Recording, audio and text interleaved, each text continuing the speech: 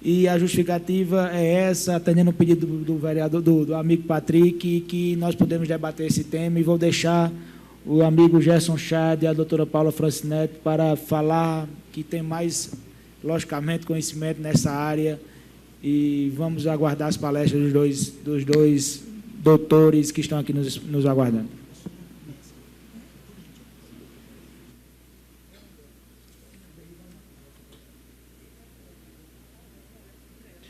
Quero passar a palavra à doutora Paula Francinetti Vasconcelos de Medeiros, que é professora de genética médica do curso de medicina da UFCG. Eu vou tentar ler aqui, que tem um nome em francês. Doutora em genética médica na Université Louis Pasteur, é isso mesmo? Na França. Responsável pela terapia de reposição enzimática no HUAC para pacientes com mucopolissacaridose. É complicado. Você já sabe direto isso aí, né? É um trava-língua. Trava-língua? A doença é pior. Ele demorou uma semana para decorar esse número aí, para não errar. Mucopolissacaridose. Ah, já peguei. Mucopolissacaridose.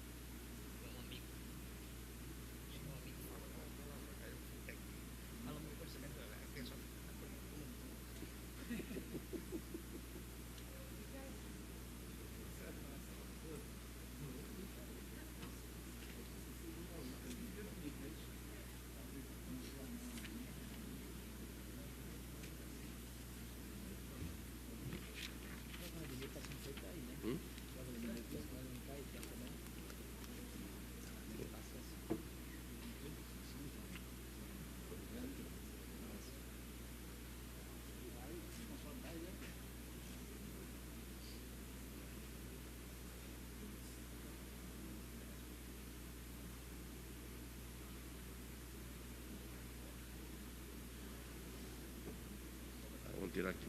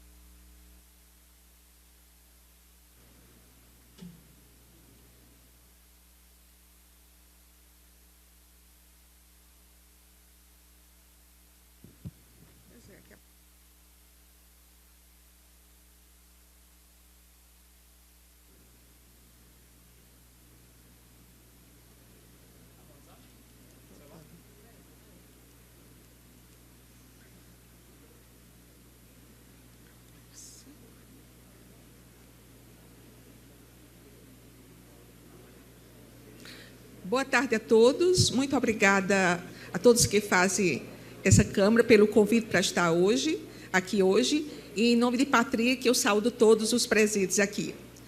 Bem, vamos falar um pouco sobre a mucopolissacaridose. O nome, como já foi dito aqui, é o nome meio complexo, mas a gente pode chamar simplesmente de MPS. E MPS é uma doença rara. Mas as doenças raras são aproximadamente 7 mil doenças já descritas e 80% delas têm origem genética. Esse é o caso da mucopolissacaridose. É uma doença genética e rara. Essas doenças raras são também chamadas de doença órfã.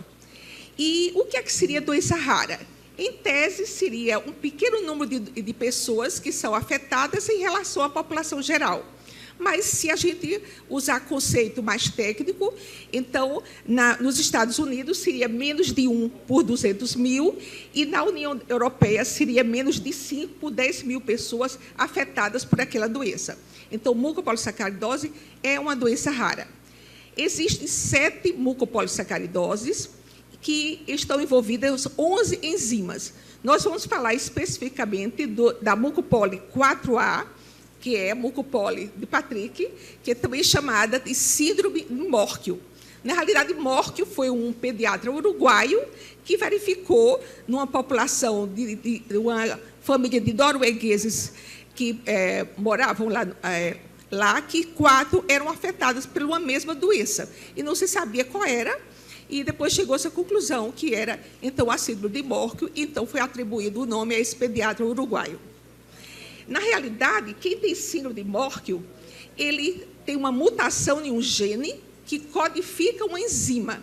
Então, nós temos nas nossas células uma organela chamada lisossomo, não sei se vocês ainda se lembram lá do curso médio, que esse lisossomo ele é responsável pela, como se fosse a limpeza da célula. Então, para que haja essa limpeza, existem enzimas. Se eu falto enzima, então todos aqueles produtos vão ficar acumulados. E, com isso, como todas as células têm lisossomos, é esperado que a síndrome de Morquio tenha manifestações, como a gente chama, multissistêmicas. Então, todos os órgãos e sistemas podem estar afetados. Então, aí vocês têm uma figura em que, na figura em cima, está um trânsito normal no lisossomo, em que a enzima, embaixo, começa a acumular essas substâncias. Então, a incidência da síndrome de Morquio, em geral, é 1 para 250 mil. Mas isso varia muito de país para país. E é interessante que, em Portugal, é 1 para 450 mil. Já lá na Irlanda do Norte, é 1 para 76 mil. Então, varia de país para país. Mas o que nós sabemos, através da rede MPS, esse rede MPS, é que aqui no Brasil existem redes de diagnóstico. Isso é, nós, por exemplo, que estamos aqui no Nordeste, nós identificamos um paciente que tem uma suspeita de mucopolissacaridose, nós coletamos o material e enviamos através da rede MPS, que quer dizer rede mucopolissacaridose, para Porto Alegre, onde é a sede da rede MPS, financiada pelo CNPq. Então, o exame é feito gratuitamente, claro, financiado pelo CNPq. Então, através da rede MPS, nós sabemos atualmente que a maior frequência do Brasil da síndrome de Morquio é aqui na Paraíba. Então, não é uma doença isolada, e como a gente vai debater aqui ao longo, a gente entender por que não seria raro aqui na Paraíba, como é em todo o mundo. A expectativa de vida, como já foi falado aqui, sem tratamento, é em torno de 20, 30 anos. Raramente a gente encontra na literatura um paciente com 70 anos. E os primeiros sinais é em torno de 3 anos. Isto é um bebê que nasce totalmente normal. Os sinais que foram aqui descritos, que foram observados como o Patrick nasceu, na realidade, eram inespecíficos. Fora a hérnia, era inespecífico, não tinha a ver com mucopoli, a não ser a hérnia. Os sinais mesmo só são visíveis em torno de 2 para 3 anos. Isso é muito chato, porque é uma doença grave, progressiva, e que, se o tratamento for precoce, você pode mudar o curso dela, mas que, infelizmente, não tem como diagnosticar precocemente, porque não existe teste do pezinho, nenhuma enzima que, por mais caro que seja o teste do pezinho, mais amplo, não pode ser incluída a pesquisa de mucopolissacaridose ainda. E há uma grande variabilidade entre os pacientes. Uns são mais graves, outros menos graves, mas, como eu já falei, ao nascimento é totalmente normal e os sinais vão aparecendo 1 a 3 anos. E o diagnóstico, na literatura, se fala em torno de 3 anos. Mas aqui, na nossa experiência, no hospital universitário, eu acho que a nossa média está entre 20 e 30 anos. Porque, nessa última semana, nós tivemos uma paciente, morava no interior de Cajazeiras, que ela tem 41 anos. Então, ela passou 41 anos sem diagnóstico, só veio ter agora. Então, nossa média de diagnóstico é muito elevada, em parte porque é uma doença rara, ninguém tem a obrigação de conhecê-la. Nós já temos que aprender muita coisa na nossa graduação e não dá tempo para aprender doença rara. E também é uma doença progressiva, mais lenta, e que as famílias sempre encontram alguma explicação por que aquela criança não tem os ossos diferentes, porque não cresceu. E o caso mais pitoresco que eu vivenciei foi uma mãe dizendo também de um sítio perto de Campina Grande, o que foi uma surpresa, porque nós achávamos que todos os casos daqui de Campina Grande nós já tínhamos diagnosticado, e ela mora num sítio aqui próximo, e a mãe explicava simplesmente que ela estava lavando a casa, escorregou, sofreu uma queda e aí atrofiou. Pronto, está explicado. Então, seria a explicação, e assim ela estava encurtando a vida dela. Então, as anormalidades esqueléticas são predominantes na síndrome de Morquio, a mucopolissacaridose 4A. Daí, quando se separa os sinais clínicos, se separam os sinais clínicos, as anormalidades esqueléticas são destacadas. A baixa estatura, a marcha anormal, o joelho meio afastado, que a gente chama de genu valgo, e alterações de coluna. Fora, pode ter alterações cardíacas, respiratórias, válvulas cardíacas, etc. Então, aqui é um caso que essa foto nos foi fornecida pelos pais, o que eu agradeço ter permitido divulgá-la. Então, essa bebê era totalmente normal, ela é paraibana, e não tinha nenhuma alteração. E a mãe se referia que ela não cabia no carrinho. Então, era uma criança com peso e tamanho excepcionais, o que sempre é um motivo de vaidade para os pais, não é? Quem não gosta de ter seu filho maior do que o vizinho, do que o primo, não é? É o mais desenvolvido. Então, ela teve um peso excelente, um comprimento também, e tinha um desenvolvimento neuropsicomotor totalmente normal. Aos 7 meses, a mãe notou que havia uma saliência na coluna, mas isso não se sabia o diagnóstico, e foi atribuído até posição intrauterina, que não era viável.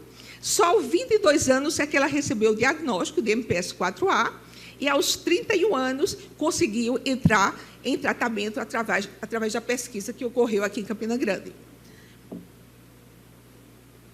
Então, esse é o percurso normal de quem tem doença rara.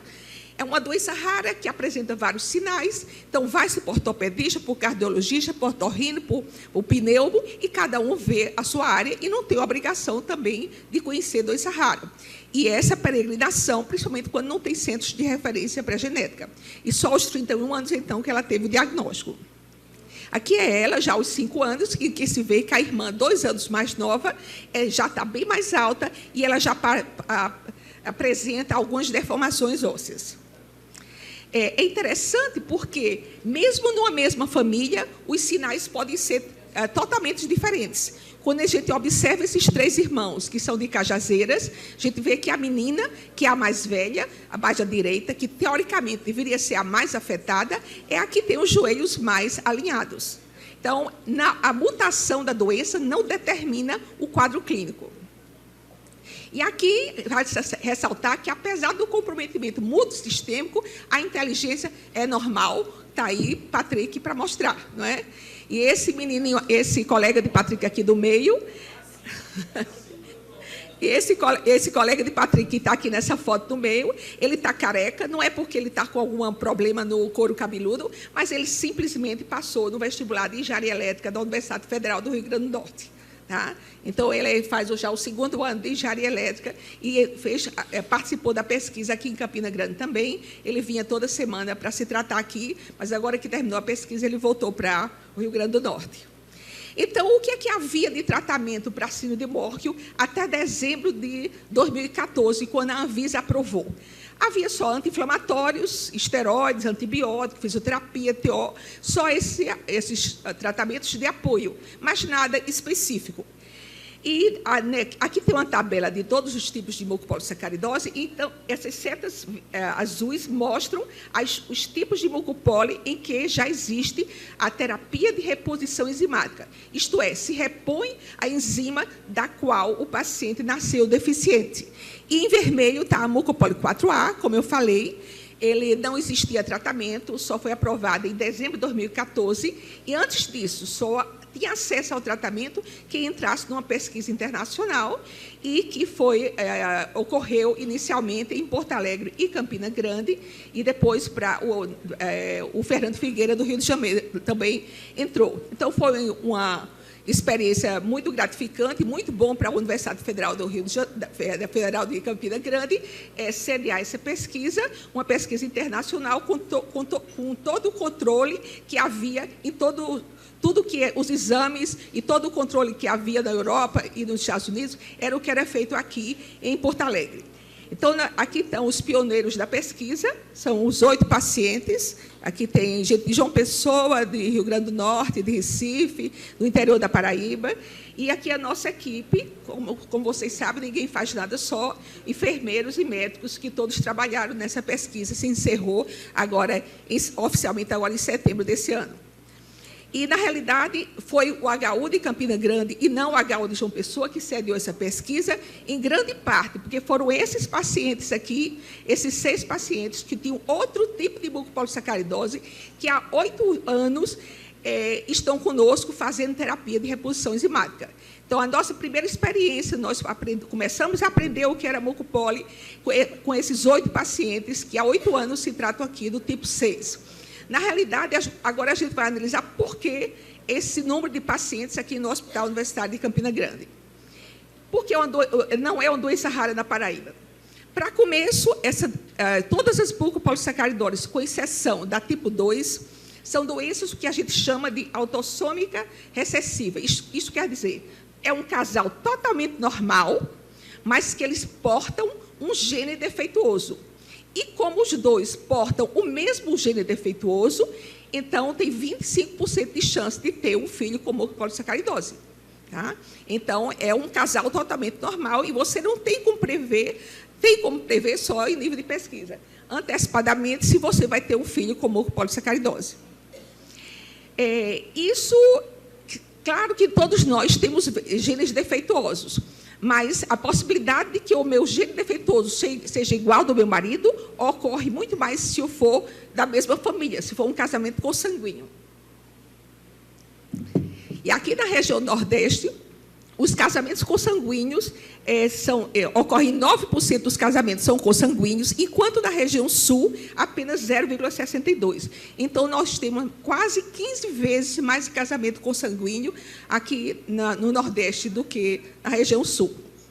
Em uma pesquisa da professora Simone, da UEPB, junto com o professor Weller, eles quantificaram essa endogamia, esses casamentos consanguíneos aqui na Paraíba, e verificaram que esses casamentos consanguíneos são tão mais frequentes quanto mais você vai para o interior.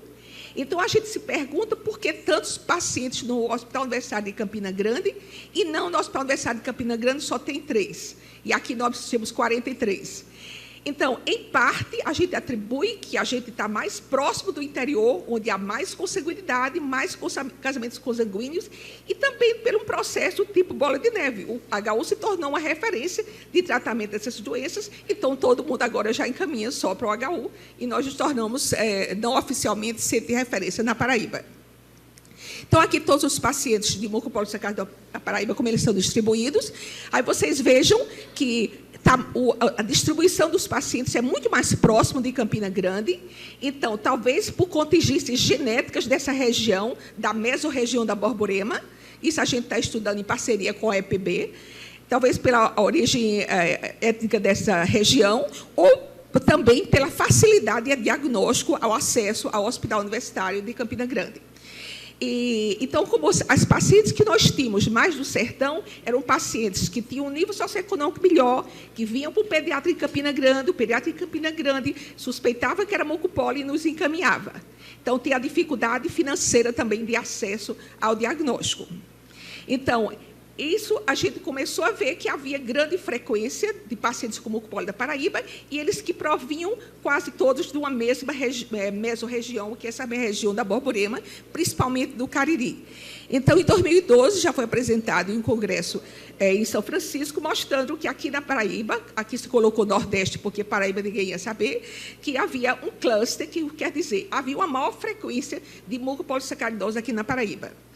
E, especificamente do tipo 4, nós estamos com 23 pacientes. Essa semana tivemos o diagnóstico de mais 3 pacientes, e agora estão vindo mais do sertão, e é um número crescente. Então, a gente não sabe exatamente o número de pacientes que tem aqui na Paraíba, deve haver muitos ainda sem diagnóstico, e, lamentavelmente, o diagnóstico é muito tardio quando a terapia de reposição enzimática não faz o efeito que poderia ter sido se tivesse tratado precocemente. Então, o síndrome da Paraíba, essa elevada frequência da síndrome da Paraíba, elevada frequência de consanguinidade e elevada frequência de uma mesma mutação, porque nós temos parceria com a Federal do Rio Grande do Sul, e lá nós sabemos, são feitas a pesquisa da mutação dos nossos pacientes. Então, 70% dos nossos pacientes têm uma mesma mutação, mostrando que provavelmente eles provêm de um mesmo tronco. Então, isso também já foi aventado no Congresso Internacional de Mucopolissacaridose, que houve na Bahia o ano passado, que talvez aqui na Paraíba tivesse havido um efeito fundador. O que a gente chama de efeito fundador é quando um pequeno grupo de pessoas difundem aquela mutação naquela região e aumenta o número daquela doença. Então, tudo indica que há um efeito fundador, e nós estamos em parceria com a Universidade Estadual da Paraíba, verificando de onde veio essa mutação. Então, de acordo com a nossa colonização predominante portuguesa, até agora os resultados, ainda não foram publicados, indicam para uma mutação portuguesa. E é interessante porque os sobrenomes dos pacientes se repetem, e a gente às vezes brinca, olha, sobrenome tal, com tal a gente já sabe que é mucopolissacaridose aqui na Paraíba, porque os sobrenomes se repetem muito. Então, a gente já conhece pela região e pelos sobrenomes que pode ser mucopolissacaridose e pode ter que cair alerta. Então, a CIDMOR, que a gente está com parceria com a Federal do Rio Grande do Sul, não só para diagnóstico, mas também para pesquisa das mutações, e com a professora Simone, da UEPB, que é especialista em ancestralidade, ela está concluindo a pesquisa para a gente saber exatamente de onde veio essa mutação, essa alta frequência de mucopolissacaridose aqui na Paraíba. A gente sabe que tem uma família aqui, que originalmente veio de Viana do Castelo, que é o norte de Portugal. Era um grupo que só casava entre eles, e isso fez com que essa doença tivesse maior frequência aqui na Paraíba. Então, o que a gente sabe de mucopolissacaridose, a frequência da Paraíba, o que pode ocorrer depois que nós temos o tratamento, como é que esses pacientes vão evoluir. Então, muita coisa a gente tem que aprender, e o que a gente sabe agora é apenas a ponta do iceberg. E uma coisa que eu esqueci de salientar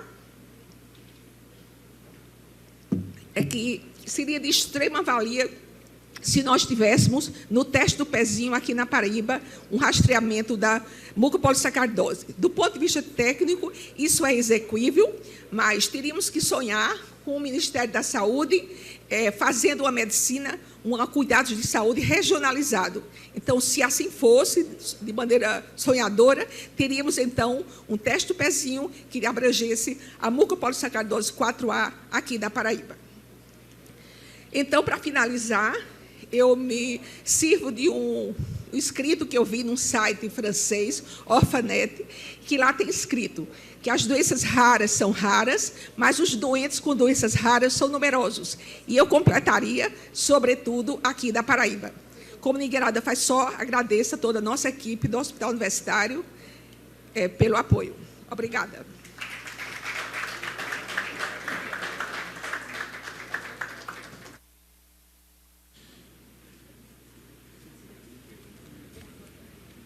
Passamos a palavra ao professor PhD, Dr. Gerson Chadi.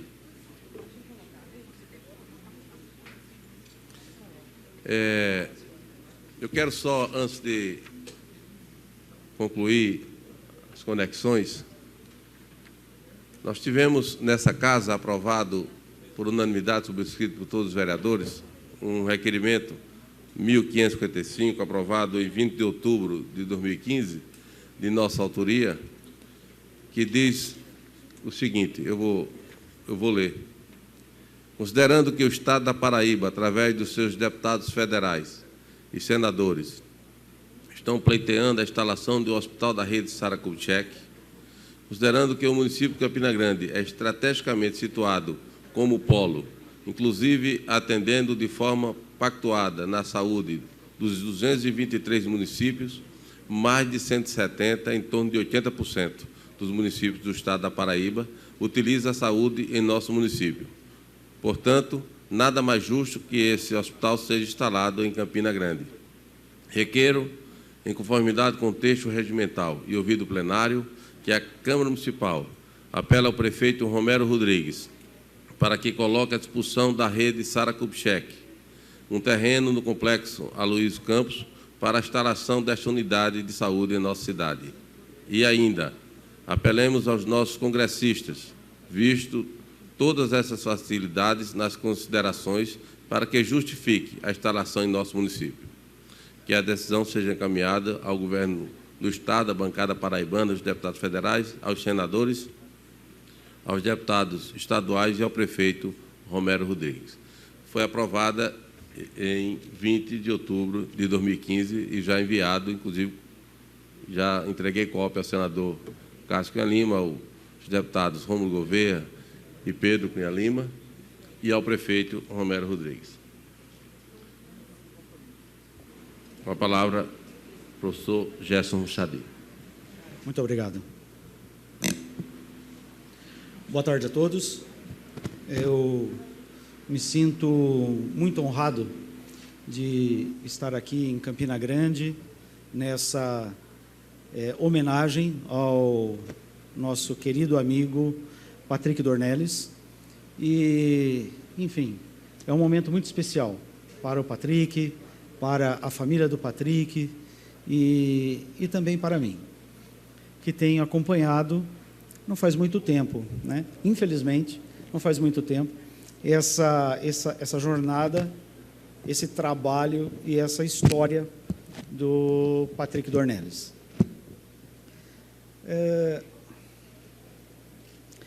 Então, eu acho que, sem dúvida alguma, essa casa, essa cidade, esse estado foram muito felizes nessa lembrança, né? E essa oportunidade de homenagem ao Patrick, muito justa. E, enfim, eu considero que este é um momento especial para todos nós.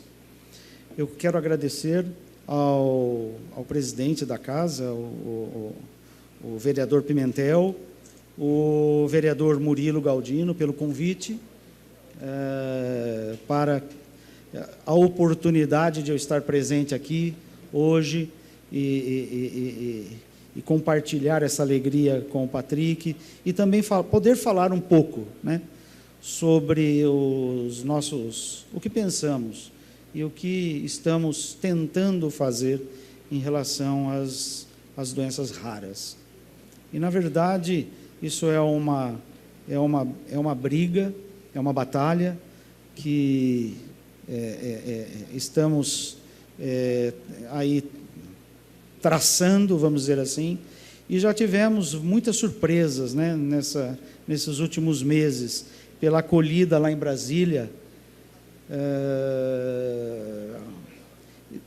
onde houve ou foi nos dada a oportunidade de falarmos sobre o futuro, né? O futuro ou o possível futuro das doenças raras no Brasil, em relação principalmente à possibilidade de tratamentos, eu não diria alternativos, mas, ao que tudo indica, tratamentos definitivos para essa categoria de doenças que se agrupam e são chamadas de doenças raras, né? Então, foi muito feliz a acolhida, e eu me sinto muito honrado, a acolhida nos dada pelo senador do nosso estado, José Serra, a nossa querida Mara Gabrilli. Nós somos amigos de muitos anos, né? Nos tornamos amigos logo depois do acidente que ela sofreu, além de todos os outros, e mais recentemente o senador Cássio Cunha Lima, o deputado Pedro Cunha Lima, o deputado Wilson aqui desse estado, e vários outros que nos acolheram recentemente nessa nossa nova cruzada relacionada especificamente à terapia gênica, ao futuro da terapia gênica no nosso país. Eu, então, agradeço também a presença de todos vocês, senhoras e senhores, os demais políticos aqui presentes, vereadores, o prefeito da cidade, o doutor Homero, e já me desculpando do esquecimento de outros nomes, né? Acho muito importante a presença de instituições como a ACD, a presença das universidades. Fiquei muito feliz de saber que a cidade de Campina Grande é uma cidade universitária, né? Que tem várias universidades, Universidade Federal, Universidade Estadual, universidades particulares. Há 2 cursos de medicina aqui na cidade de Campina Grande, e já sabia, né, porque o Patrick Dornelles e o seu pai, o Everton, me colocam ao par das coisas que vêm ocorrendo, o trabalho fantástico da doutora Paula em relação a essa terapia avançada e de vanguarda, especificamente aqui no caso que nós estamos discutindo hoje, a mucopolissacaridose. Então, repito, eu estou muito feliz de estar aqui, me sinto muito honrado e gostaria, se possível, voltar, porque o estado da Paraíba é muito acolhedor, João Pessoa ontem foi muito acolhedora e a Campina Grande já se mostrou por demais acolhedora. E sempre tem sido assim. Infelizmente, foi a primeira vez que eu vim à Paraíba, né? E, apesar de ter estado sempre presente em outros estados, há convites para avaliar cursos de pós-graduação, etc., ou atividades acadêmico-universitárias, essa é a primeira vez que eu tive a felicidade de vir à Paraíba. Bom, eu vim aqui hoje para falar sobre terapia gênica, mas eu preciso fazer um parênteses para mencionar 2 aspectos. Poderia ser um pouco constrangedor falar sobre uma terapia avançada, que nós acreditamos, de fato, que será o futuro que vai resolver o problema de uma série de doenças, principalmente doenças genéticas, né, no mundo.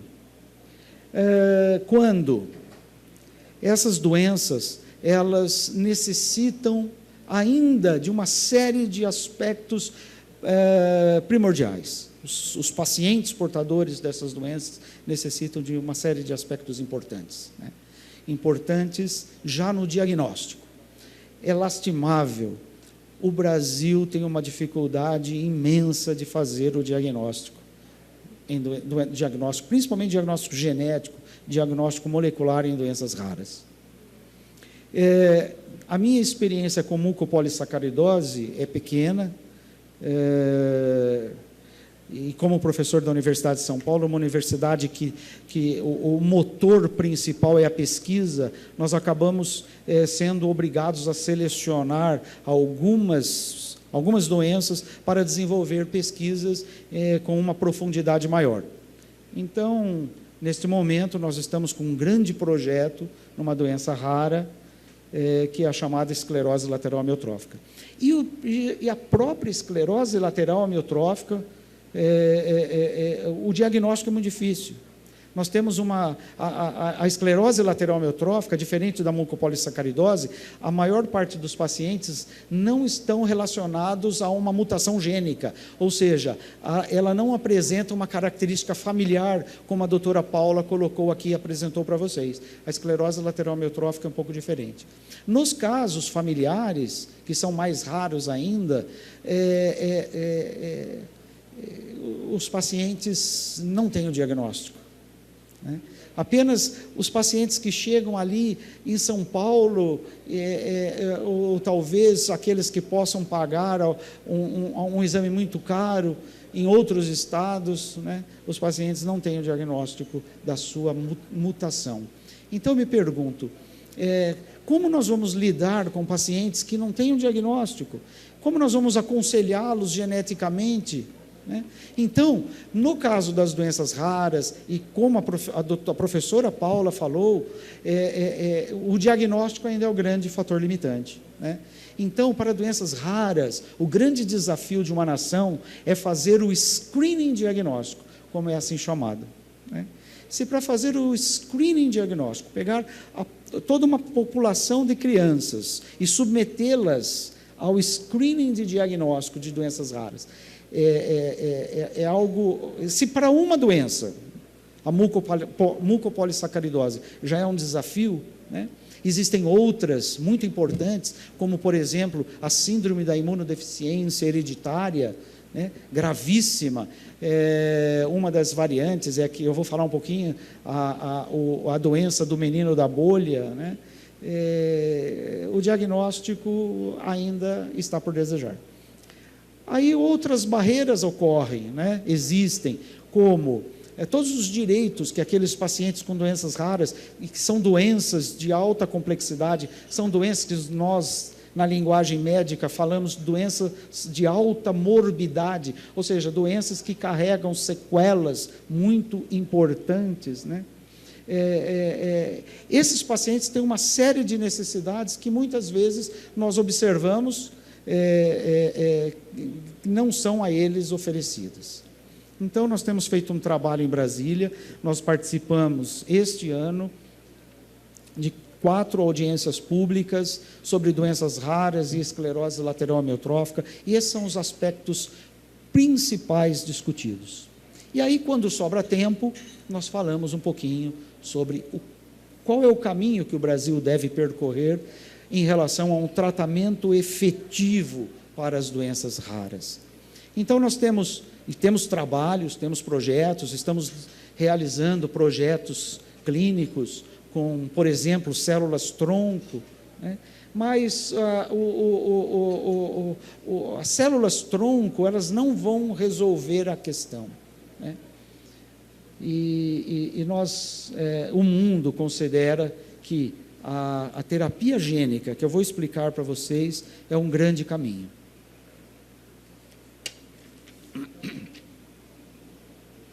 Bom, para eu falar sobre o que é a terapia gênica, eu tenho que explicar rapidamente o que é um gene. Então, peço desculpas a vocês, que talvez não estejam acostumados com o tema, mas, como vocês vão entender no final da aula, se isto de fato acontecer, a terapia gênica será a terapia de eleição mais comumente disponível a indivíduos com quaisquer tipos de patologias. Então, algo que parece difícil, que soa difícil aos ouvidos hoje, certamente nas próximas décadas será, não a exceção, mas o mais frequente, o mais comum. Então, nosso organismo é formado por células, como vocês estão vendo aqui, formado por células. No interior dessas células, lá no núcleo, existe os chamados cromossomos, o material hereditário. E os cromossomos são formados por genes, né? E esses genes é que dão todas as características dos indivíduos. Eles são herdados pelos seus pais, né? Além das características, esses genes é que vão ditar todo o funcionamento de todas as máquinas existentes no nosso organismo. Outro aspecto que eu quero colocar para vocês: estes genes, eles muito frequentemente sofrem alterações. As alterações são chamadas de mutações. Mutações não são exceção, mutações é a regra.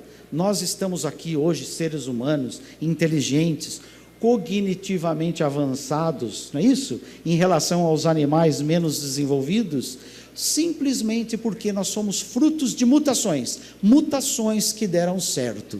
É muito difícil dizer o que é mutação que deu certo e mutação que não deu certo, né? As mutações, elas ocorrem e o resultado da mutação vai levando os seres vivos para um caminho melhor. Eu falo isso para os meus alunos, às vezes eles alguns brigam comigo, né? Tem dificuldade de entender, né? Mas às vezes uma mutação que parece inicialmente ruim, ela favoreceu ao indivíduo ganhar outras funções que foram vantajosas para ele. Mas às vezes não. Às vezes tem mutações que causam um efeito muito dramático nos pacientes. E aí nós dizemos que essas mutações, elas não são boas, são mutações que levam à formação de genes doentes e pacientes com uma doença. Disto posto, como os genes, eles são responsáveis por tudo que nós fazemos e tudo que nós somos, e as mutações são muito frequentes, né? E os genes, como vocês vão ver, são inúmeros. Quando a ciência resolver o problema da terapia gênica, essa terapia gênica, ela poderá ser aplicada a todo tipo de alteração funcional do nosso organismo. Ou não. Se você eventualmente não gostar de uma determinada característica, talvez eu vá mudar, eu vou mudar. Bom, eu não gosto de ter olho azul, eu vou mudar. Então, vou lá numa terapia gênica, tomo um comprimidinho, mudo o gene responsável por aquilo, eu mudei a cor do olho. Entendeu?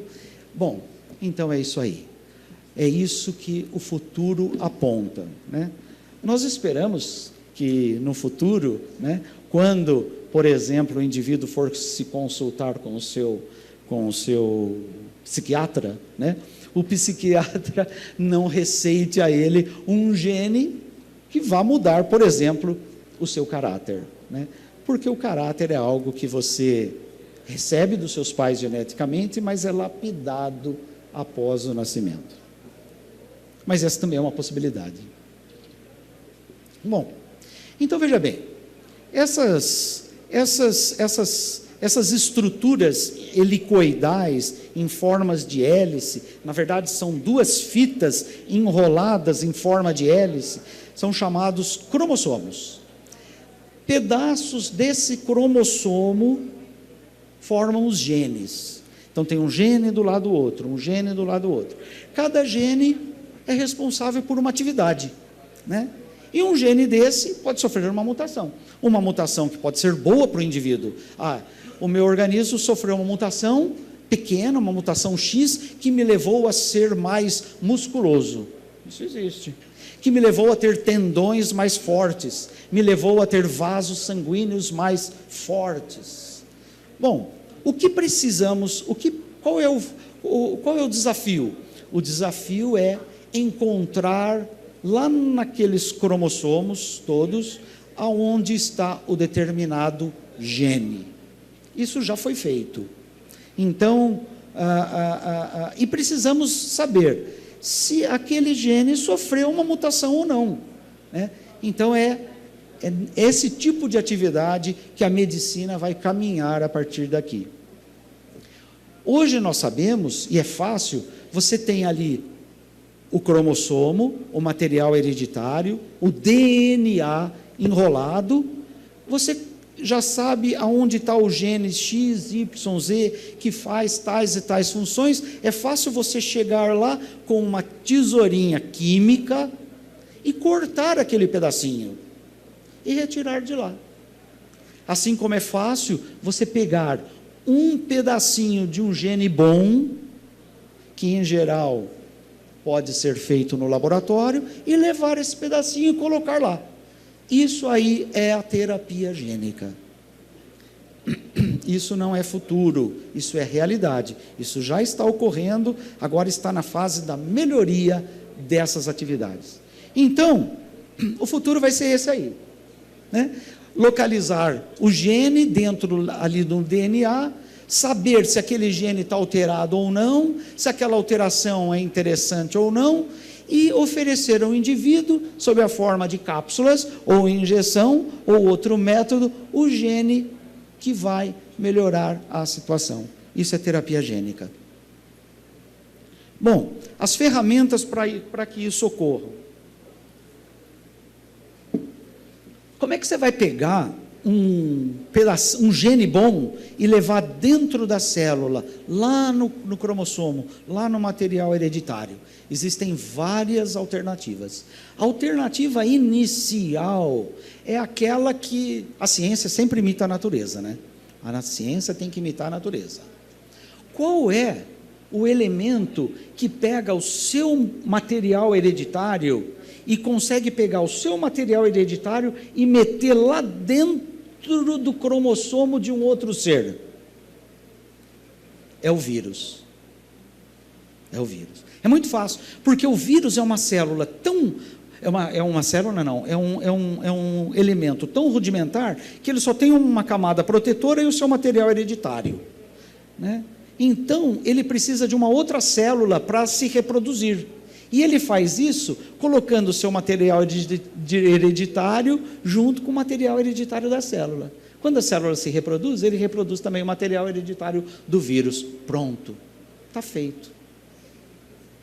Então, é isso. Você precisa apenas atenuar os efeitos deletérios do vírus, ou abortar os efeitos deletérios do vírus, e pegar um gene de interesse, um gene bom, um gene saudável, colocar dentro do vírus e fazer esse vírus, permitir que esse vírus entre dentro da célula.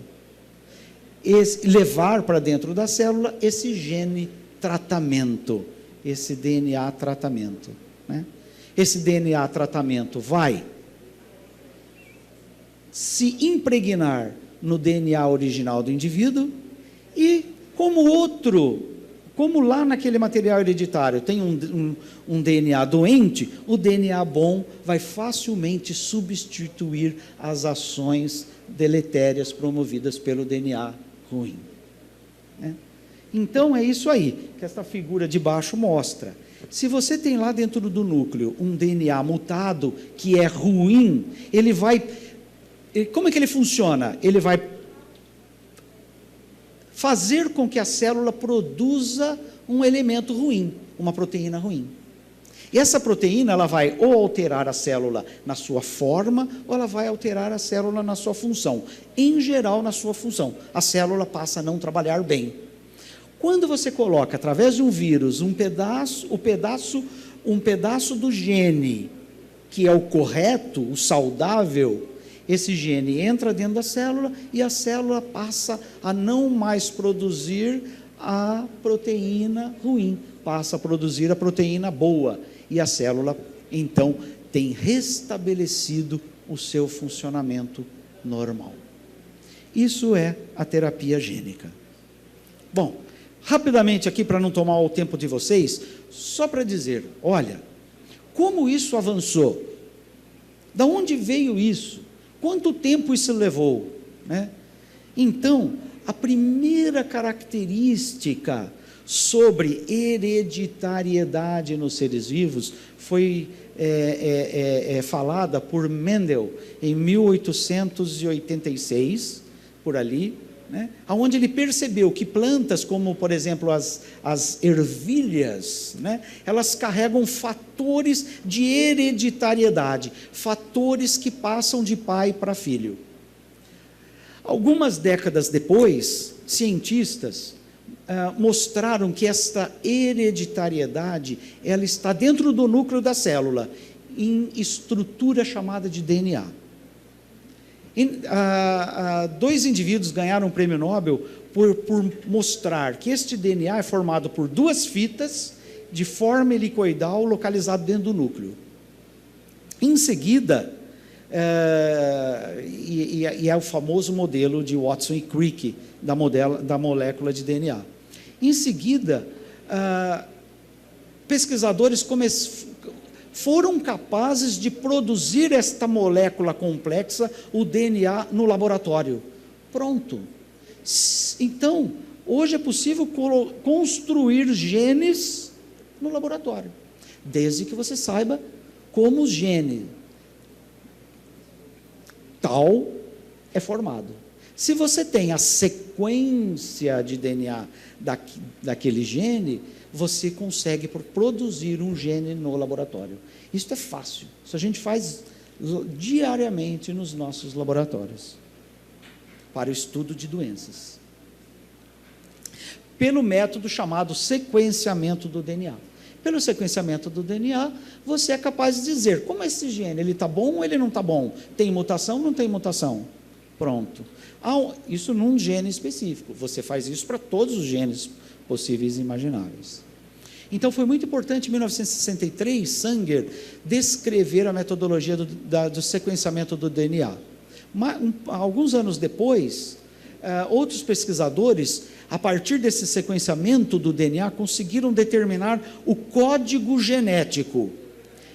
Este código genético é formado por genes. Este gene aqui, ele leva à produção de uma determinada proteína que é responsável por uma determinada característica do indivíduo, por exemplo, cor de olho, ou uma determinada função, por exemplo, quebrar as cadeias de glicosaminoglicanas e não deixar esses resíduos se impregnarem nos lisossomos e o indivíduo ser portador de uma doença de acúmulo lisossomal, como a mucopolissacaridose.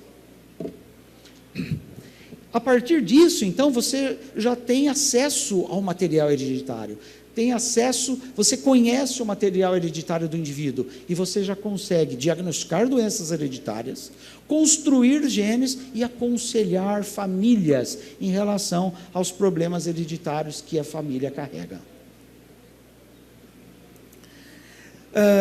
Depois apareceu, é muito importante isso, a metodologia do chamado DNA recombinante. Você pega um pedaço do gene humano, coloca numa bactéria, a bactéria começa a produzir em grande quantidade aquilo que o gene normalmente faria.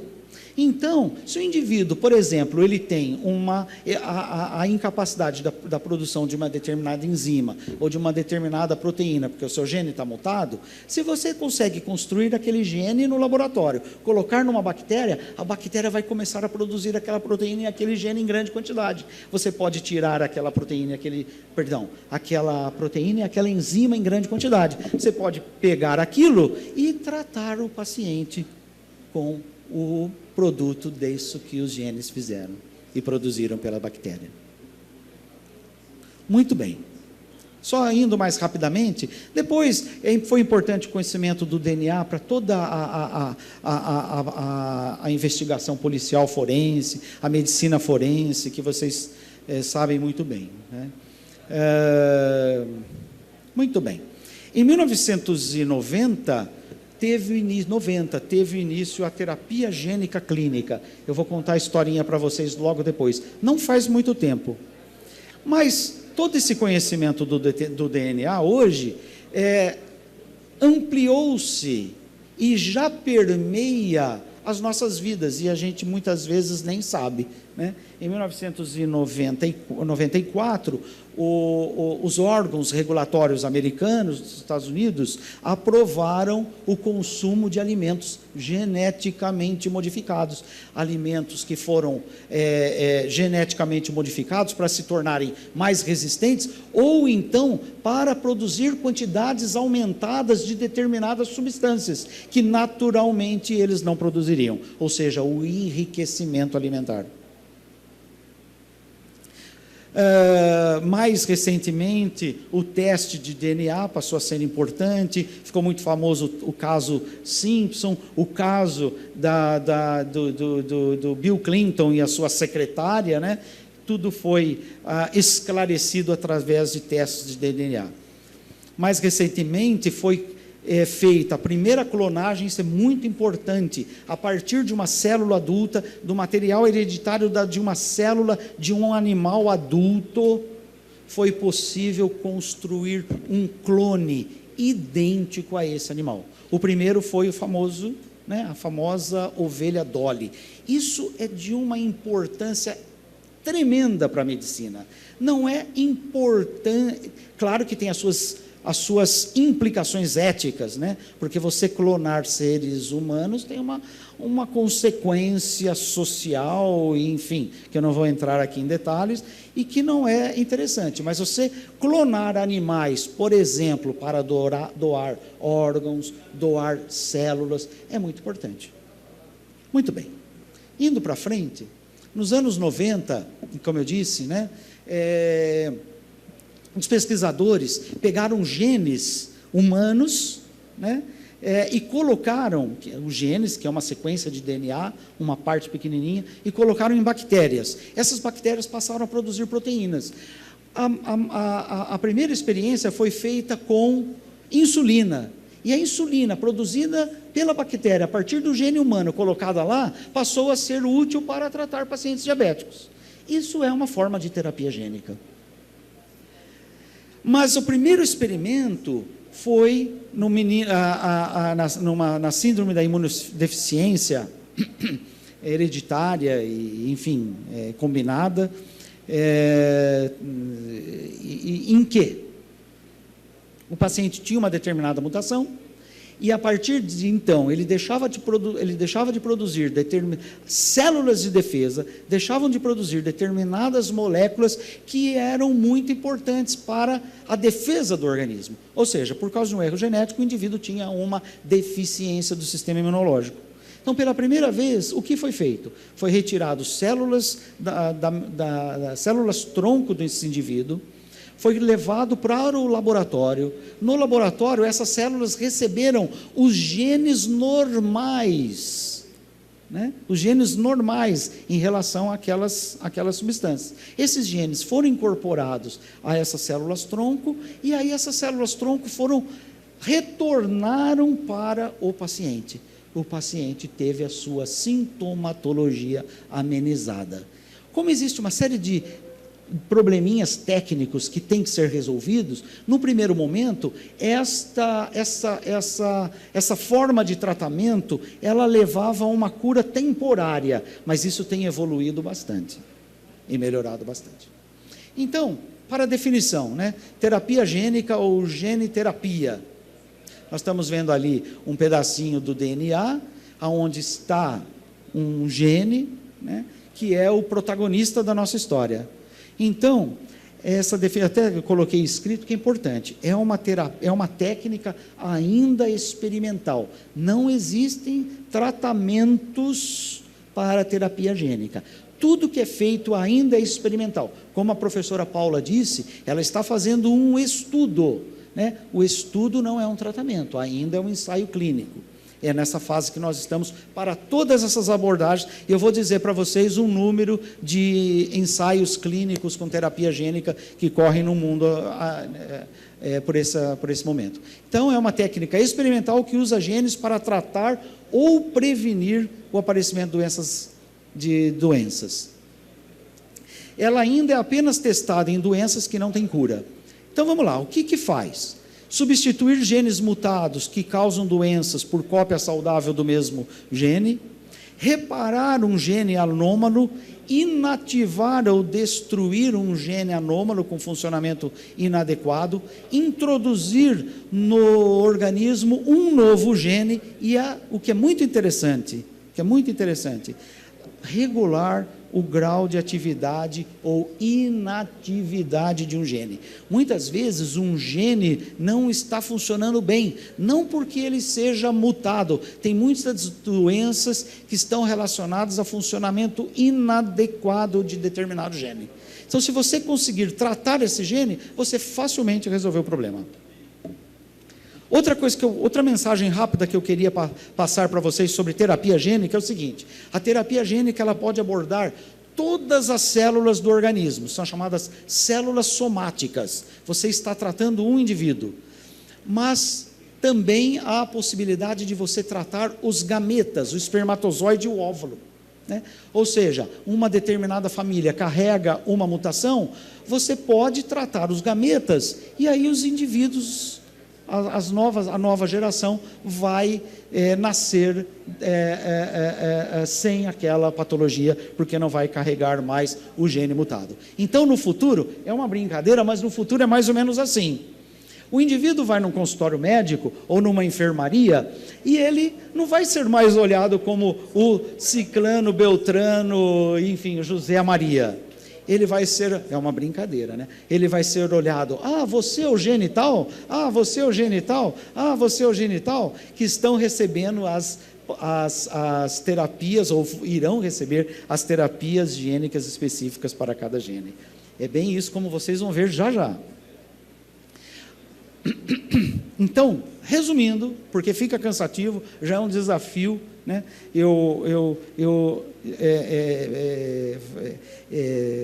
Deixar vocês aqui sem jogar ovos ou tomate podre na minha cabeça por estar falando coisas tão difíceis, né?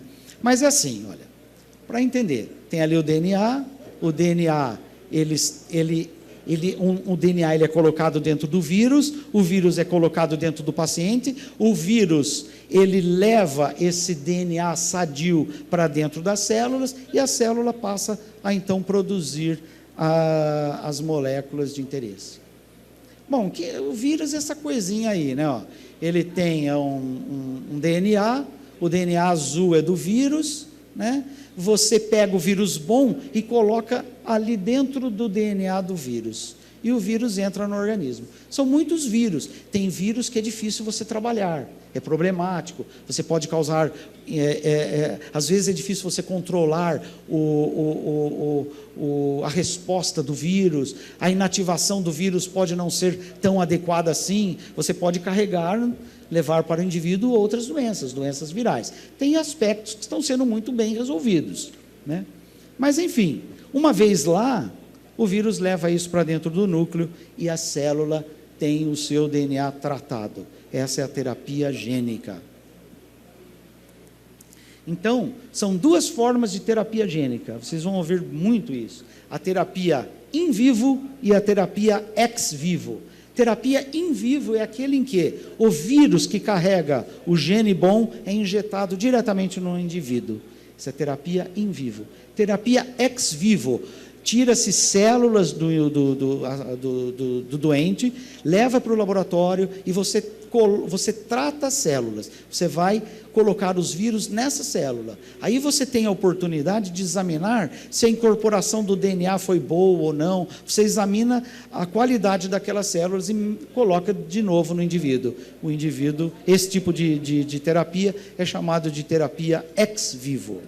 Terminando, só para, como são muitos genes, né, o que se pode fazer em relação a essa terapia é algo praticamente infinito de possibilidades. E é por isso que a terapia gênica, de fato, vai caminhar para um terreno muito sólido relacionado a tratamento efetivo nas próximas décadas.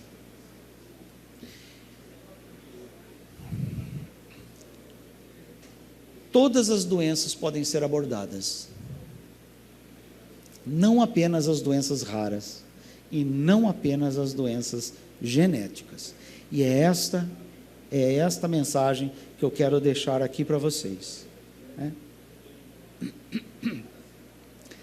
A maior parte dos estudos e a maior parte dos ensaios clínicos, pré-clínicos, que são os ensaios ainda feitos ou em tubos de ensaio no laboratório ou em animais, e ensaios clínicos para a terapia gênica é relacionada ao câncer. Então, estima-se, tem grande expectativa de que o tratamento efetivo para os vários tipos de câncer será galgado na terapia gênica. Além de doenças neurodegenerativas, doenças neuromusculares, como eu vou mostrar para vocês, a AIDS, né? Casos de cegueira, surdez, sangramentos, hemofilias, distúrbios do sistema imunológico e por aí vai. Isso tudo por quê? Porque a possibilidade de abordagem de genes e de moléculas na terapia gênica é infinita, desde que você saiba qual é o gene que está alterado. Então, só por curiosidade, encerrando, terapia gênica no câncer. Qual é o que se persegue? Se persegue 3 itens fundamentais. Olha que interessante. Você introduzir no indivíduo que tem as células tumorais, né, genes supressor de tumor. Porque uma célula, ela torna-se uma célula cancerosa quando ela passa a expressar genes que fazem com que ela se divida muito rapidamente e perca o controle, o freio da reprodução da divisão celular. Aí forma-se um tumor. Então, hoje já sabe-se quais são os genes relacionados à divisão celular, os genes de bloqueio de divisão celular. Se você tem acesso a isso, você pode então colocar naquelas células tumorais o gene de interesse, que vai bloquear, por exemplo, a divisão celular. Outro lado, outra coisa, existem genes de suicídio. Sabiam disso? A célula morre, na maioria das vezes, a célula morre porque ela se suicidou. Por exemplo, a célula recebeu um trauma, uma parte do organismo recebeu um trauma, né? Aí tem determinadas células que não conseguiram reagir bem ao trauma, elas não se curaram aquele trauma, e elas estão ali, morre, não morre, morre, não morre, e elas começam a produzir substâncias que vão fazendo com que aquele problema se espalhe ao redor, e outras células começam a ficar doentes e entram em risco. Então, o que a natureza fez? Isso é uma coisa antiquíssima, né? A natureza dotou as células de genes de suicídio. Quando aquela célula está agredida e ela vai morrer, e ela está causando mal ao tecido, a maioria das células, é melhor que ela seja eliminada. São chamados genes de suicídio. Então, você pode colocar dentro das células um número maior de genes tumorais, um número maior de genes de suicídio. Então, a célula tumoral, ela é induzida à morte. Então, se você não conseguiu restabelecer a função, você pode restabelecer a função original de uma célula tumoral, você pode induzi-la à morte, e também você pode introduzir no organismo genes relacionados a moléculas que estimulam o sistema imunológico, né? Essa é talvez a forma mais importante de você conter um tumor, estimular o sistema imunológico do indivíduo. Então, são 3 possibilidades que estão em franco estudo. Uma última, só para vocês entenderem como isso é infinito.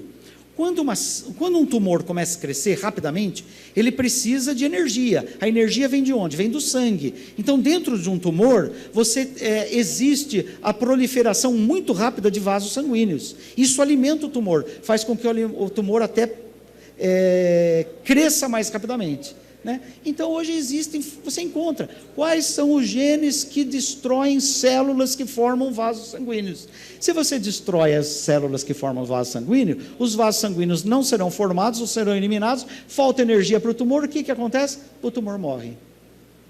Isso é terapia gênica. Terapia gênica para doenças neurodegenerativas, como, por exemplo, a doença de Parkinson, né? A doença de Parkinson, ela é relacionada à degeneração dos neurônios dopaminérgicos, aí o indivíduo tem toda a sintomatologia da doença de Parkinson. O neurônio dopaminérgico morreu, então está faltando para o sistema nervoso o neurotransmissor dopaminérgico, que é a dopamina. Então, coitado dos indivíduos que têm Parkinson, são obrigados a tomar um similar de dopamina, vamos dizer assim, para ficar fácil de entender. E eles têm que tomar a vida inteira, até a morte. O problema é que a molécula original, isso é outro conceito importante, a molécula original, ela é nunca igual à molécula artificial feita no laboratório. Então, o medicamento feito no laboratório para suprir a falta de dopamina não é tão bom quanto a própria dopamina endogenamente produzida pelo organismo. O que acontece? Apesar de, nas fases iniciais, a dopamina sintética, recebem outros nomes, eu estou facilitando, a dopamina sintética, ela corrige o defeito da manifestação clínica do Parkinson. Depois de alguns meses, essa dopamina acaba matando os neurônios que sobraram, os neurônios dopaminérgicos que sobraram. Então, o próprio medicamento passa a prejudicar o Parkinson. Então, se você conseguir colocar dentro das células do sistema nervoso genes que produzem a dopamina, a célula vai produzir dopamina por si só, é uma produção endógena, e ela vai passar a regular por si só o quê? A produção da dopamina. No caso da mucopolissacaridose, nós temos os tratamentos muito avançados. O Brasil nem faz isso, a gente é obrigado a importar isso do exterior. O tratamento, como a professora Paula falou, o tratamento de reposição enzimática. Enzimas são moléculas funcionais, elas são muito lábeis, né? É muito difícil, elas ajudam bastante, mas o indivíduo vai ter que ficar a vida inteira tomando injeções de enzima. Segundo, as enzimas, exógenas, elas nunca funcionam tão bem quanto a enzima produzida pelo próprio organismo. Então, qual é o futuro? O futuro é colocar lá, dentro do indivíduo, o gene que vai fazer o indivíduo produzir a própria enzima. Isso é terapia gênica. Para o HIV, também para a AIDS, né? Um problema, o indivíduo toma um coquetel de medicação e apesar de estar cronificada, né? Tem todo o desagradável de você tomar aquele coquetel, o gasto relacionado e os efeitos colaterais do coquetel, que são muitos, né? Então, já está na fase pré-clínica, indo para a clínica. Na verdade, já tem um ensaio clínico que deu uma resposta bem interessante, né? Onde o indivíduo recebeu células tronco dele próprio, mas com genes de resposta do sistema imunológico, né? E observou-se que a carga viral desses indivíduos é diminuída nessa terapia gênica. Mas ainda nós estamos mexendo com vírus, e a ciência está preocupada com isso, né? Então já existem outras alternativas. Você colocar o gene dentro da célula por outros métodos que não usando vírus, como, por exemplo, os chamados lipossomos, vinculados a nanopartículas, né? Isso está bastante avançado. Já existem ensaios clínicos relacionados à degeneração de retina, utilizando essa metodologia com resultados muito importantes. Finalmente, um outro tipo de abordagem, e agora encerrando, é essa que está nos animando muito em relação à esclerose lateral amiotrófica. E isso é extremamente barato e fácil de ser feito. Querem ver? Está aqui nessa figura. Você tem ali dentro do núcleo o material hereditário, o DNA, com um pedacinho, né, com uma mutação que leva à doença, a esclerose lateral amiotrófica. Como isso funciona? Esse DNA, para ele fazer com que a célula trabalhe e produza a proteína ou enzima adequada, ele precisa sofrer um processo de duplicação e forma uma outra molécula, aquilo que a gente faz no laboratório. A gente faz no laboratório porque a gente copiou isso da própria célula, né? Ele faz uma molécula pequenininha, isso para cada gene, chamado de RNA. O RNA, ele é igualzinho, quase igualzinho ao DNA, né?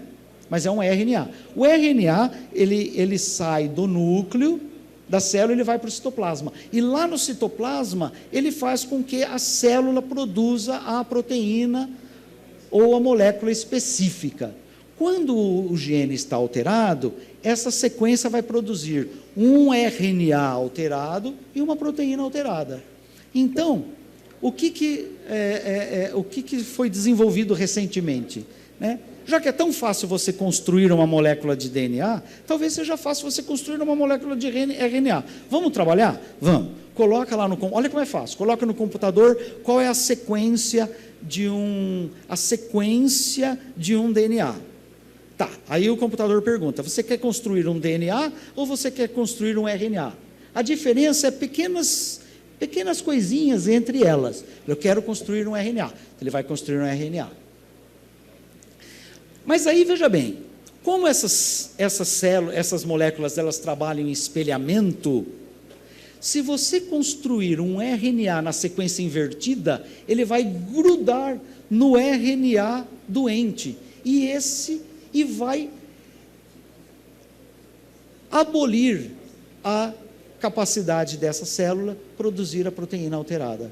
Sem mexer com vírus, numa coisa que é muito simples. Coloca lá no computador, na máquina do computador, o computador produz o RNA de tratamento e resolveu o problema.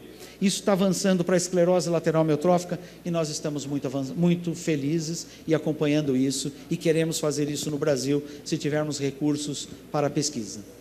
Para a mucopolissacaridose, a professora Paula já falou tudo muito bem, é a especialidade dela. Eu só queria ilustrar o aspecto da terapia gênica para a mucopolissacaridose, claro, porque nós estamos aqui num momento muito especial de homenagem ao Patrick Teixeira.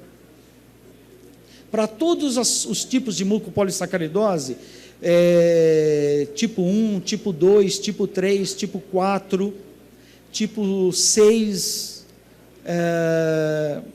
já existem ensaios, já existem testes laboratoriais envolvendo a terapia gênica, para cada uma dessas formas. Infelizmente, não sei se infelizmente, felizmente, esses testes estão ainda sendo feitos ou nos tubos de ensaio, ou já em animais, modelo dessas formas de mucopolissacaridose. Alguns em camundongo, outros em gato, outros em cachorro. E os resultados pré-clínicos, em laboratoriais e em animais, estão mostrando-se muito promissores, a ponto dos laboratórios já estarem querendo levar isso para os estudos pré-clínicos.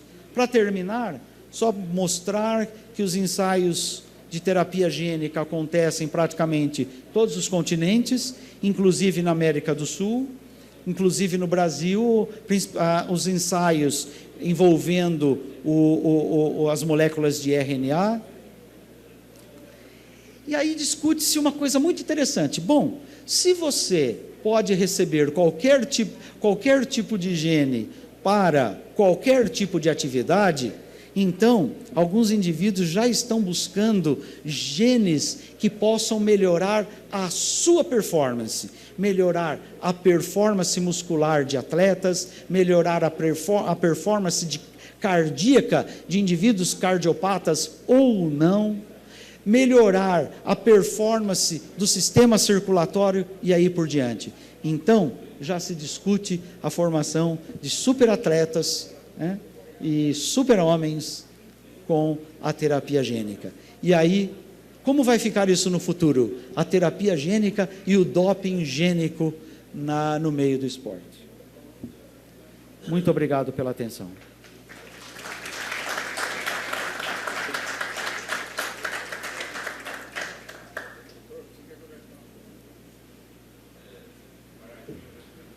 Quer falar?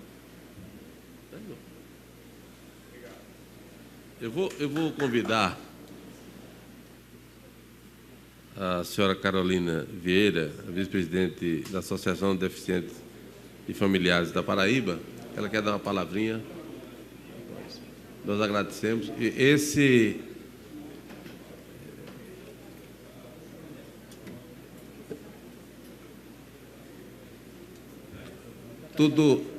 Vou passar a palavra. Estará tudo à disposição em CD para aqueles que quiserem, podem fazer o pedido que nós vamos disponibilizar. Com a palavra, a senhora Carolina.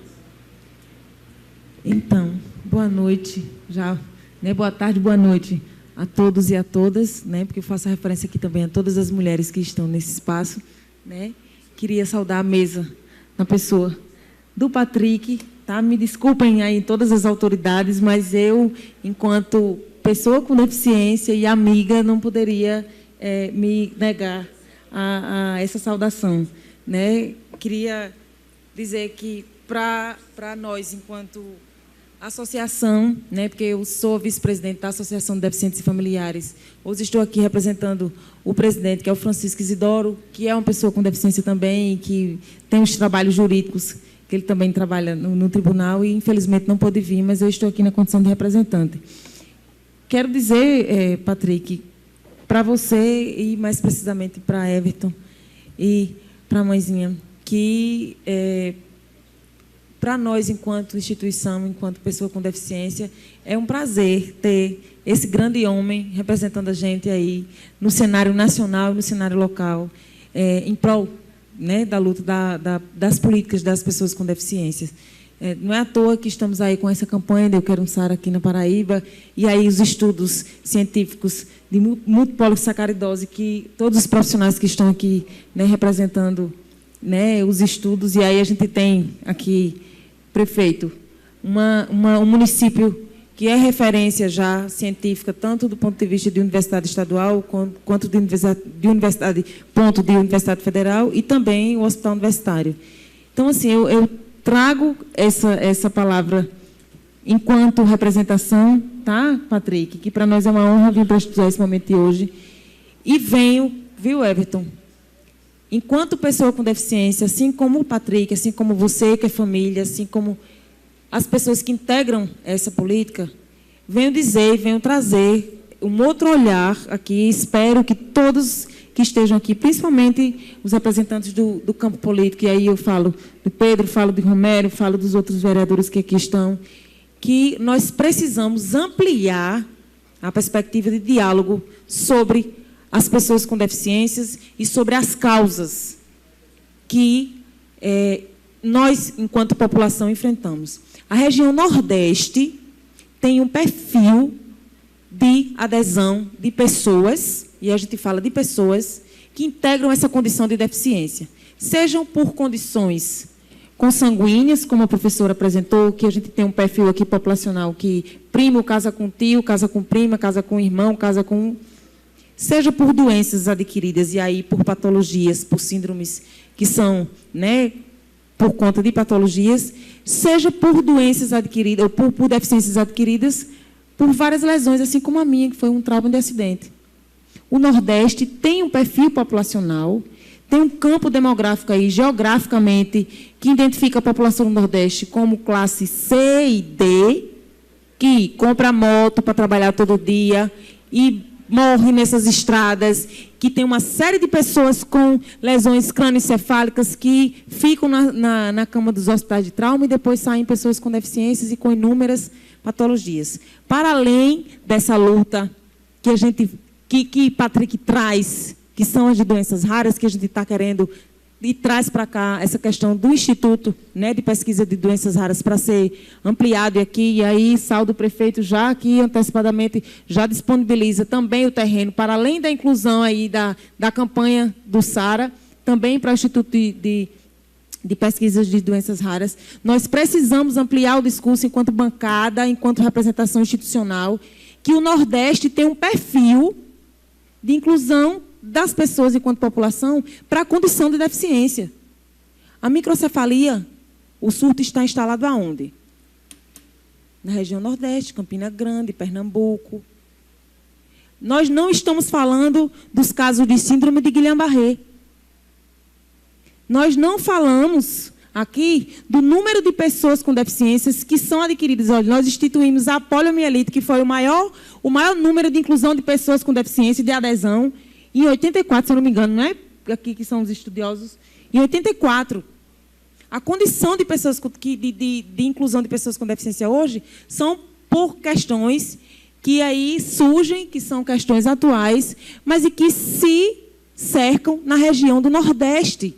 E a Paraíba, e Campina Grande, e João Pessoa, e Pernambuco, e Fortaleza, são estados que estão à frente de outros estados do país de número populacional de pessoas com deficiência. Então, nós precisamos trazer essa discussão, a bancada aí, federal, aqui o município, e aí a gente traz à frente uma pessoa, que aí é um político que é referência para nós, enquanto deficiente, que é o senador Cássio Cunha Lima, para ampliar esse discurso, para trazer para cá, para a gente formar aqui eventos de caráter nacional e até internacional para discutir quais são as questões. A gente precisa trabalhar com a prevenção. A gente não qualifica as nossas ações, porque nós perdemos tempo. Não é perder tempo, não, desculpe. Nós estamos procurando entender os motivos, mas a gente está querendo tratar os motivos. A gente não está querendo prevenir só. E aí a prevenção ainda tem um campo pequeno. Mas, além de entender, a gente precisa tratar e aí precisa prevenir. O que é que a gente pode fazer? A gente tem que dizer o porquê dessa população do raio do Nordeste tem um perfil. Tem um perfil e a gente precisa discutir isso. A gente não pode ficar, enquanto população, enquanto região, só aumentando o número de pessoas com deficiência, que o estado da Paraíba é o 3º e agora é o 4º e já foi o 2º, e fica nessa coisa. E a gente tem uma região aqui, toda do Agreste, que tem um monte de gente, de pessoas que, pela condição, tem que comprar moto e tem que comprar, e aí essas tracas, essas coisas que... Inúmeros acidentes que tem, a gente fica só inchando os hospitais, aumenta o recurso da saúde, que a gente está vendo que a saúde está um caos, e fica só nisso e a gente não trata. A gente tem que discutir isso, e a gente precisa trazer uma reunião aqui executiva, do ponto de vista de execução, de trabalhar o porquê, qual é o perfil, onde é que a gente vai atacar, o que é que a gente pode prevenir, como é que a gente faz. Então, assim, eu, enquanto pessoa com deficiência, enquanto representante, que faço parte do Conselho Estadual da Pessoa com Deficiência, do Conselho Municipal de João Pessoa, também da Pessoa com Deficiência. Segunda-feira estou indo, representando a Paraíba, para o Fórum Nacional de Saúde, para a Conferência Nacional de Saúde, aliás, e integro também, enquanto instituição, o Fórum Paraibano de Luta das Pessoas com Deficiência, e Patrick sabe muito bem disso, teve essa semana lá, que também integra o grupo. Nós estamos dizendo para vocês, e aí a gente está fazendo essa volta, e hoje, aproveitando a oportunidade, da homenagem desse militante, desse cidadão, dessa pessoa que leva para todos os lugares que ele vai a nossa demanda e aí o nosso pedido. Nós queremos políticas públicas para as pessoas com deficiência, mas aí a gente também quer dizer o problema está aqui, a gente também está dando para vocês quais são as propostas que vocês podem fazer com que isso diminua.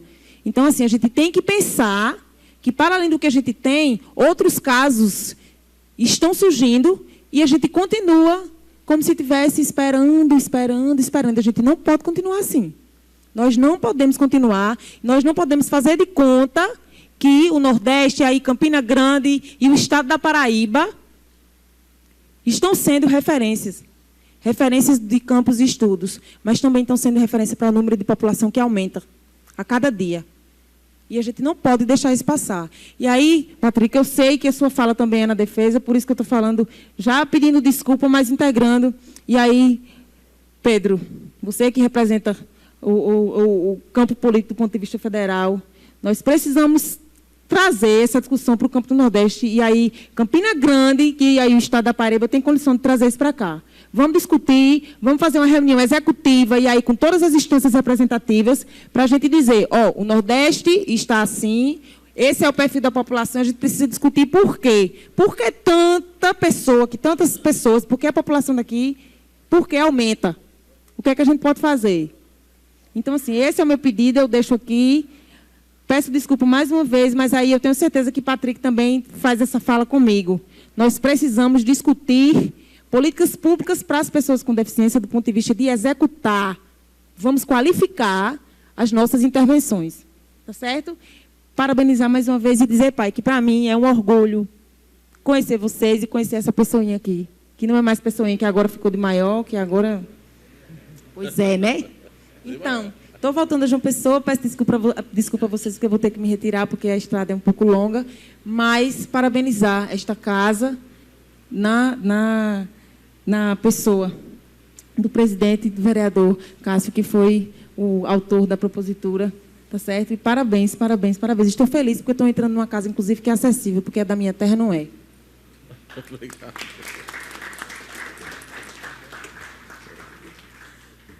Nós que agradecemos a presença de todos, as palestras do professor Gerson, Chadi ou Chade? Do professor Gerson Chade, da doutora Paula Francinetti. Nós vamos disponibilizar isso em CD gravado pelos técnicos, aqueles que quiserem. Agradecer a presença de todos e dizer que a coragem de Patrick, a luta de Patrick, nos dá esperança e força para continuar nosso trabalho. Quero convidar a todos para um coquetel aqui no Salão Nobre e agradecer a Patrick, né, e dizer que esse novo campinense nos honra muito. Em nome de Deus, declaro encerrada a presente sessão. Eu quero convidar os vereadores para a foto oficial. Você... Vou ficar aqui na mesa mesmo. Fica aqui. Doutor Gerson.